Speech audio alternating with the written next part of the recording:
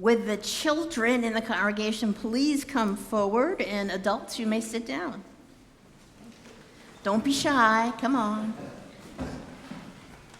Come on up, I see you, come on. There's strength in numbers. Hey, good to see you. How you doing today? Do you want to sit on the steps there? Would that be okay? I think they're pretty clean. Hey, well, I'm sorry we're having rainy weather for our picnic day, but it's pretty sunny in here, right? All right.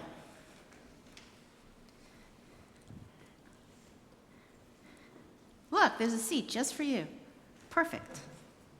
So, sorry to turn my back on you, but, I'll turn around once in a while. You want to come up? No? Okay, you can sit there. Want to just sit in the front pew? Okay, just sit in the front pew here. That's good. That's good, great. All right, so when I was about 15, so what do I have in my hand here? I mean, a camera, right? It's not an iPhone camera, it's a real camera. When I was about 15, I decided that what I wanted to do when I was an adult was be a professional photographer. The only problem with that is I didn't have a real camera. So, what did I have to do? I had to save money, which meant I actually got a job. Actually, I got a couple of jobs. And over the course of a couple of years, I saved enough money to buy my first really good camera and 2 lenses to go with it. Now, this may not seem exciting to you, but it was very exciting for me. Now, here was the problem with that. While I was saving money from my camera very carefully, putting it into the bank each week, there were some other things I would have liked to have done. There was this class trip where we had to contribute part of the cost of the trip to the school. And my parents' deal, for me and for my sisters, was that when we did things like that, we had to contribute a part of the cost, right? They were teaching us responsibility. So here was the question I had to answer.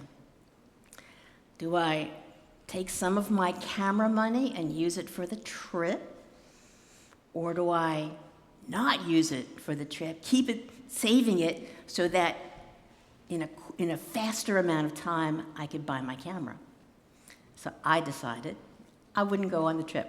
It was all right. I would like to have gone on the trip. I would like to have been on my friends. It was an overnight trip, but, I'm not going to do it because I know I really want that camera. So, time went by. I had enough money, went to the store, got my camera, got my 2 lenses, got lots of film. Remember film? And I was set. I was all set. And do you know what? By the time I was 18, I was a professional photographer. I don't know how that happened. And by the time I was 19, I had my first album cover. Woohoo! You know what this is? That's a record. I know people are collecting them again, so that's probably good. And see this? Who can find my name on the back, on the bottom, in small print? Photographer.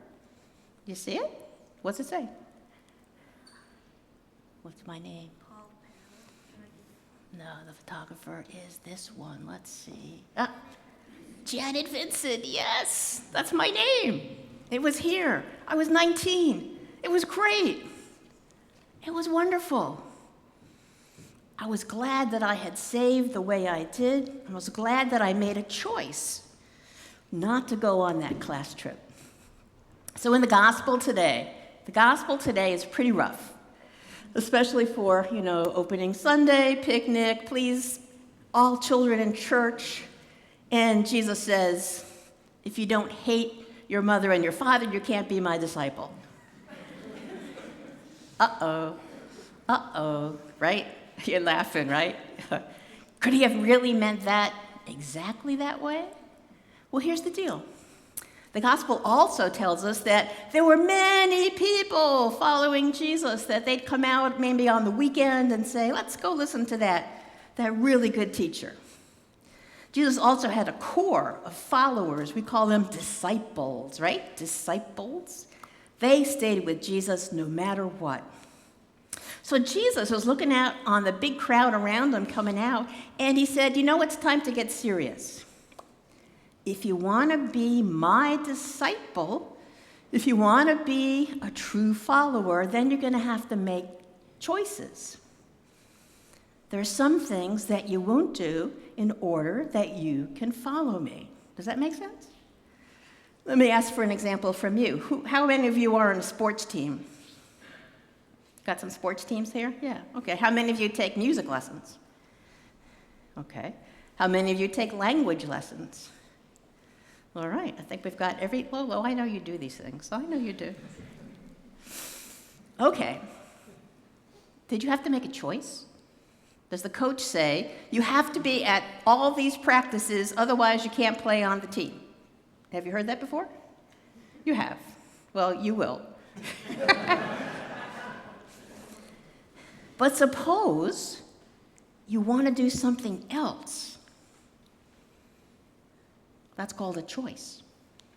Do I do the thing that I kind of want to do that Saturday morning, or do I go to my practice and stay on the team? That's a choice, right? That's what we call choice. We have to make choices all the time as human beings, all kinds of choices. And Jesus is saying that today, that you have to make a choice. Are you my follower? Or are you following someone else or some other things or some other ideas of what you'd like to do? That's a serious choice. And you know what? It's not just for young people, it's for all of us. What choices are we actually making? And sometimes we think we're making one choice, but by what we do, it kind of shows the people around us that we're actually making a different one. And that's not so good. So today, let's see a simple choice that we can make. Is it easy to be mean to somebody? Is it easy? Depends how you feel about it. Okay. Some days do you feel mean? I mean, do you ever feel cranky? Yeah. Who here has never felt cranky? Yeah, throw the first stone, right? Yeah. All right. If you're kind to somebody, is that a choice? Yeah, that's a choice. That's a Jesus kind of choice, to be kind. So, I have brought for all of you, I'm going to need some help here. Adults, please. We have some stickers to put on that you can wear at the picnic today. One says, be kind always. Another says, be kind always, be kind always. Let's see, what do we got here? Ooh, choose kindness. Would you like to put a sticker on? Would you like everyone to know that you're choosing kindness today? And that when you're feeling cranky, even when you're feeling cranky, you're going to be kind anyway. How's that? And that means to your parents too, because we're not supposed to hate them, we're supposed to love them. Jesus knew that. He was just having some fun with us. All right, stickers. Who wants to put on stickers? Want a sticker? Yeah, we need some help here. Thank you. Here, just take a bunch, yeah. Gotcha. All right, stickers. Choose kindness. No, you're okay? Okay, you don't have to. Stickers. Thank you. Stickers. You just peel the circle off and you just put it on your clothes. All right. Anybody up here want a sticker? Jen wants a sticker? All right. There you go. Anybody else? All right. They literally do. All right, there we go. Okay. Welcome back. You know, we've been here all summer long, but a lot of times people are on vacation or we do different things. Welcome back.